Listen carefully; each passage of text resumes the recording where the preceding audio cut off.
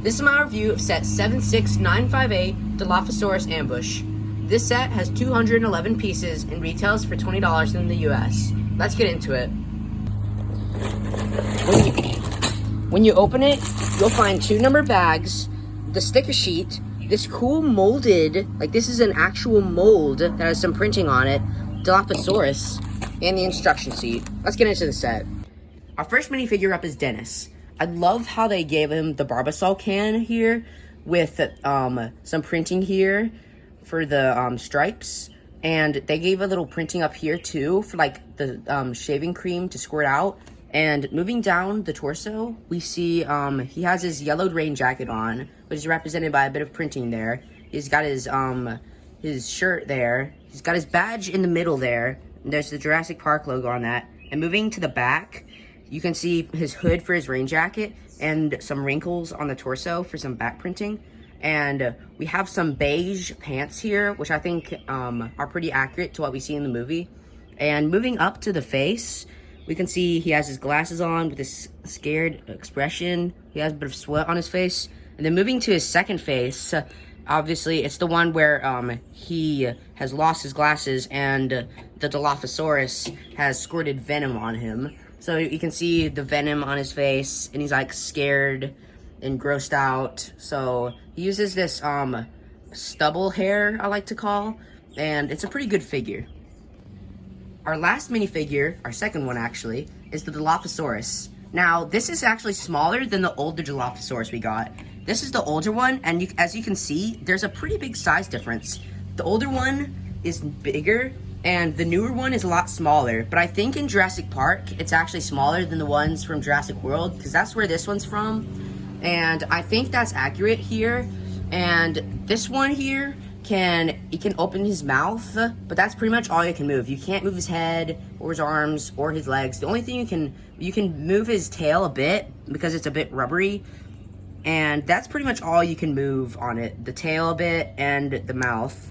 Now this one though, he has this mouth that you can move just like the other one, and you can move his head like this to look, and you can move his arms up and down, and you can make him look like he's running with his legs, and you can also move his tail a bit, but not, it's a bit harder, just a tiny bit. They're about the same. It's just a bit harder to move than the other one, and this one, it has 4 studs on the top, and this one only has 1 stud on the top.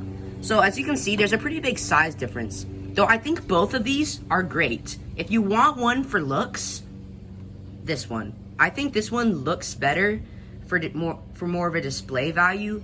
But if you want one for play, I would go for this one, because it's got a bit more play features. Like, you can move his legs, chase after Dennis. And if you want this one to chase after Dennis, then you just gotta like make him a little hop. But yeah, if you're chasing this one after Dennis, then like you can hop, but you can also move his legs. So I think that this Dilophosaurus is probably not the best for play, but for looks, I think it's a 10 out of 10. Moving on to the side build, we're gonna remove the East dock sign for just a second. I wanna focus on this greenery here, because we get some cool studs here for some like plants. And we have a white frog there, which I'm not sure if there's a white frog in the movie. I don't think there is, but I don't know. And we have some plants here, some little leaves to initiate like some shrubs. And, well, no, this is like the shrub. That's for like a little bit of texturing. And we have this little green slope piece to hold down this black thing, because that is what's holding these giant palm leaves up into place. So bringing back the East dock sign, there's this little jumper, this 2x2 jumper plate here that you can take the sign and you can place it right there, and it fits really nicely. Now, it's not the strongest connection in the world, but it's not supposed to be, because Dennis comes in his Jeep and he rams it over. So you can actually recreate that feature. You can have Dennis isn't in this right now, but you can have Dennis in the truck, and you can make him run over the sign. And here's Dennis. Whenever he runs it over, then the sign was pointing that way, but then it's like moved. So he has to like figure out which way it was, and then he goes left, then he goes like right, and then he like spins it around, and you can actually make him like spin it around like that, or you can just spin it around with your finger if you want. But moving up it, we have the East Dock sign on it, And we have this nice map of the island. And both of these are stickers, by the way, along with this. You want to make sure that you're careful with applying these. Otherwise, it's not going to look that good. But with this map here, we can see that it only shows the East Dock there, but I think it's still pretty cool. So here we have the Jurassic Park Jeep that Dennis drives. So we can see it's number 12, and if you don't see that there, it says 12 there, and also over there, and over here. And there's a bit of mud down here because it's very muddy during the storm. And we can see these lights here along with the extra tire that Jeeps have. And speaking of tires, this can roll very nicely. And there's some red down here along with the 12, and it says Jeep. It's a bit hard to see, but if I zoom in, you'll see it says Jeep. And then that says Jurassic Park. On the front, because this sticker is too small, they can't put Jurassic Park there. But these lines are supposed to represent Jurassic Park. Like that big line is supposed to say Jurassic, and the tiny one's supposed to say Park. But moving to the front, we can see a bit more mud here, and that mud over there. And then we have this stuff over here, all these lights. And we can see this headlight here with like this windshield. Well, this barrier thing in front of the windshield. And I love this like tent thing that's over the Jeep. And we have a bit more mud on the 12 over here. And I love these mud pieces, like these sticker pieces. Because if you see, that might just look like a dinosaur footprint, but it's actually the Dilophosaurus footprint.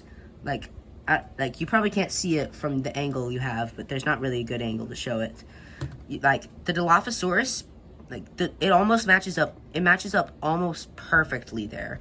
And then on the side, there's not a real way to get Dennis here, but those are his footprints. Like there's one and there's another.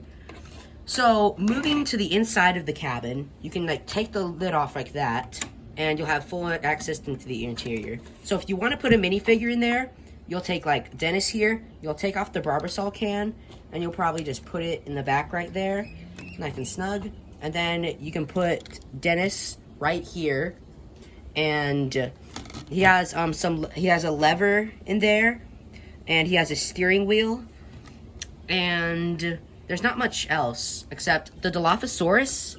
He can't really fit through whenever you have the lid on, and you're gonna want to unless he's on the ground, but then he can't really get in. There's not really a good way.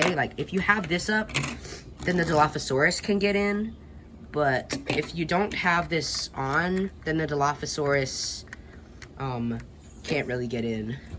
I don't know if that makes sense, but anyway, this is my review. Let's head out and I'll give you my final thoughts.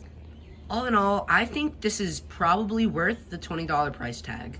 Either this or the File First Battle Pack. If you have $20, I would totally recommend getting either of those. There will be a review out of the File First Battle Pack in a couple days. Keep noticed on the channel. So, I don't think I have really anything else to say, so see you all next time.